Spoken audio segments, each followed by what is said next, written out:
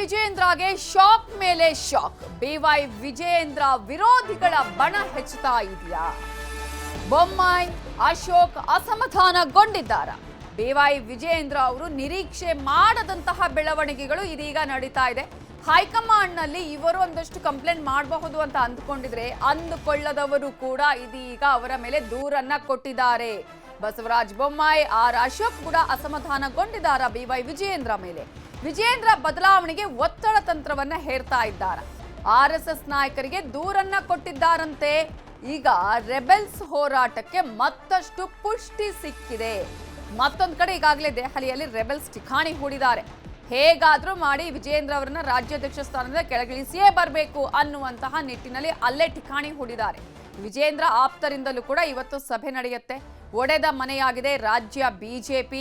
ಮನೆಯೊಂದು 3 ಬಾಗಿಲು ಅಂತ ಹೇಳ್ತಾ ಇದ್ವಿ, ಆದ್ರೆ ಈಗ ಹಾಗಲ್ಲ. ಎಲ್ಲಿ ನೋಡಿದ್ರು ಬಾಗಿಲು ಕಾಣಿಸ್ತಾ ಇದೆ. ಒಗ್ಗಟ್ಟು ಅನ್ನೋದು ಕಾಣಿಸ್ತಾ ಇಲ್ಲ. ಶಿಸ್ತಿನ ಪಕ್ಷದಲ್ಲಿ ಅಶಿಸ್ತುವೇ ಕಾಣಿಸ್ತಾ ಇದೆ.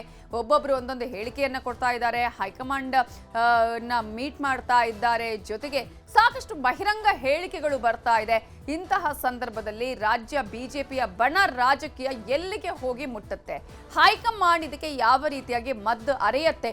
ಅಟ್ಲೀಸ್ಟ್ ಈ ಸಲ ಆದ್ರೂ ಮದ್ದು ಅರೆಯುವ ಕೆಲಸ ಆಗತ್ತಾ?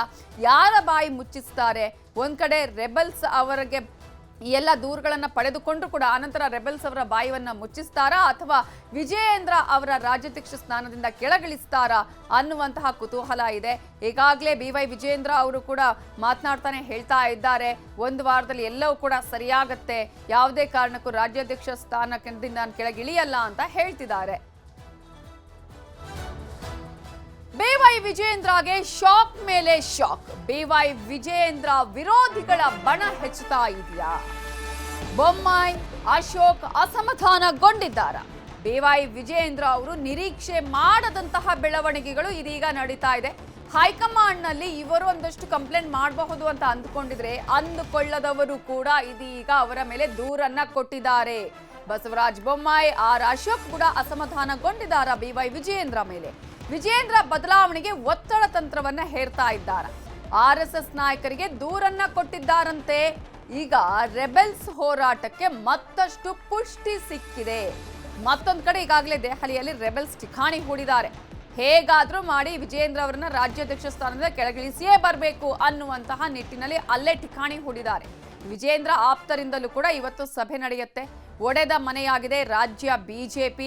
ಮನೆಯೊಂದು 3 ಬಾಗಿಲು ಅಂತ ಹೇಳ್ತಾ ಇದ್ವಿ, ಆದ್ರೆ ಈಗ ಹಾಗಲ್ಲ.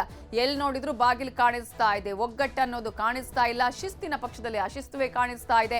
ಒಬ್ಬೊಬ್ರು ಒಂದೊಂದು ಹೇಳಿಕೆಯನ್ನ ಕೊಡ್ತಾ ಇದ್ದಾರೆ. ಹೈಕಮಾಂಡ್ ಮೀಟ್ ಮಾಡ್ತಾ ಇದ್ದಾರೆ. ಜೊತೆಗೆ ಸಾಕಷ್ಟು ಬಹಿರಂಗ ಹೇಳಿಕೆಗಳು ಬರ್ತಾ ಇದೆ. ಇಂತಹ ಸಂದರ್ಭದಲ್ಲಿ ರಾಜ್ಯ ಬಿಜೆಪಿಯ ಬಣ ರಾಜಕೀಯ ಎಲ್ಲಿಗೆ ಹೋಗಿ ಮುಟ್ಟುತ್ತೆ? ಹೈಕಮಾಂಡ್ ಇದಕ್ಕೆ ಯಾವ ರೀತಿಯಾಗಿ ಮದ್ದು ಅರೆಯುತ್ತೆ? ಅಟ್ಲೀಸ್ಟ್ ಈ ಸಲ ಆದ್ರೂ ಮದ್ದು ಅರೆಯುವ ಕೆಲಸ ಆಗತ್ತಾ? ಯಾರ ಬಾಯಿ ಮುಚ್ಚಿಸ್ತಾರೆ? ಒಂದ್ ಕಡೆ ರೆಬೆಲ್ಸ್ ಅವರಿಗೆ ಎಲ್ಲ ದೂರುಗಳನ್ನ ಪಡೆದುಕೊಂಡ್ರು ಕೂಡ ಆನಂತರ ರೆಬೆಲ್ಸ್ ಅವರ ಬಾಯಿಯನ್ನ ಮುಚ್ಚಿಸ್ತಾರಾ ಅಥವಾ ವಿಜಯೇಂದ್ರ ಅವರ ರಾಜ್ಯಾಧ್ಯಕ್ಷ ಸ್ಥಾನದಿಂದ ಕೆಳಗಿಳಿಸ್ತಾರಾ ಅನ್ನುವಂತಹ ಕುತೂಹಲ ಇದೆ. ಈಗಾಗಲೇ ಬಿವೈ ವಿಜಯೇಂದ್ರ ಅವರು ಕೂಡ ಮಾತನಾಡ್ತಾನೆ ಹೇಳ್ತಾ ಇದ್ದಾರೆ, ಒಂದು ವಾರದಲ್ಲಿ ಎಲ್ಲವೂ ಕೂಡ ಸರಿಯಾಗತ್ತೆ, ಯಾವುದೇ ಕಾರಣಕ್ಕೂ ರಾಜ್ಯಾಧ್ಯಕ್ಷ ಸ್ಥಾನದಿಂದ ನಾನು ಕೆಳಗಿಳಿಯಲ್ಲ ಅಂತ ಹೇಳ್ತಿದ್ದಾರೆ. ಬಿವೈ ವಿಜಯೇಂದ್ರಗೆ ಶಾಕ್ ಮೇಲೆ ಶಾಕ್. ಬಿವೈ ವಿಜಯೇಂದ್ರ ವಿರೋಧಿಗಳ ಬಣ ಹೆಚ್ಚುತ್ತಾ ಇದೆಯಾ? ಬೊಮ್ಮಾಯಿ ಅಶೋಕ್ ಅಸಮಾಧಾನಗೊಂಡಿದ್ದಾರಾ? ಬಿವೈ ವಿಜಯೇಂದ್ರ ಅವರು ನಿರೀಕ್ಷೆ ಮಾಡದಂತಹ ಬೆಳವಣಿಗೆಗಳು ಇದೀಗ ನಡೀತಾ ಇದೆ. ಹೈಕಮಾಂಡ್ನಲ್ಲಿ ಇವರು ಒಂದಷ್ಟು ಕಂಪ್ಲೇಂಟ್ ಮಾಡಬಹುದು ಅಂತ ಅಂದುಕೊಳ್ಳದವರು ಕೂಡ ಇದೀಗ ಅವರ ಮೇಲೆ ದೂರನ್ನ ಕೊಟ್ಟಿದ್ದಾರೆ. ಬಸವರಾಜ ಬೊಮ್ಮಾಯಿ ಅಶೋಕ್ ಕೂಡ ಅಸಮಾಧಾನಗೊಂಡಿದ್ದಾರಾ ಬಿವೈ ವಿಜಯೇಂದ್ರ ಮೇಲೆ? ವಿಜಯೇಂದ್ರ ಬದಲಾವಣೆಗೆ ಒತ್ತಡ ತಂತ್ರವನ್ನ ಹೇರ್ತಾ ಇದ್ದಾರೆ. ಆರ್ಎಸ್ಎಸ್ ನಾಯಕರಿಗೆ ದೂರನ್ನ ಕೊಟ್ಟಿದ್ದಾರಂತೆ. ಈಗ ರೆಬೆಲ್ಸ್ ಹೋರಾಟಕ್ಕೆ ಮತ್ತಷ್ಟು ಪುಷ್ಟಿ ಸಿಕ್ಕಿದೆ. ಮತ್ತೊಂದು ಕಡೆ ಈಗಾಗಲೇ ದೆಹಲಿಯಲ್ಲಿ ರೆಬೆಲ್ಸ್ ಠಿಕಾಣಿ ಹೂಡಿದ್ದಾರೆ. ಹೇಗಾದ್ರೂ ಮಾಡಿ ವಿಜಯೇಂದ್ರ ಅವರನ್ನ ರಾಜ್ಯಾಧ್ಯಕ್ಷ ಸ್ಥಾನದಿಂದ ಕೆಳಗಿಳಿಸಿಯೇ ಬರಬೇಕು ಅನ್ನುವಂತಹ ನಿಟ್ಟಿನಲ್ಲಿ ಅಲ್ಲೇ ಠಿಕಾಣಿ ಹೂಡಿದ್ದಾರೆ. ವಿಜಯೇಂದ್ರ ಆಪ್ತರಿಂದಲೂ ಕೂಡ ಇವತ್ತು ಸಭೆ ನಡೆಯುತ್ತೆ. ಒಡೆದ ಮನೆಯಾಗಿದೆ ರಾಜ್ಯ ಬಿಜೆಪಿ.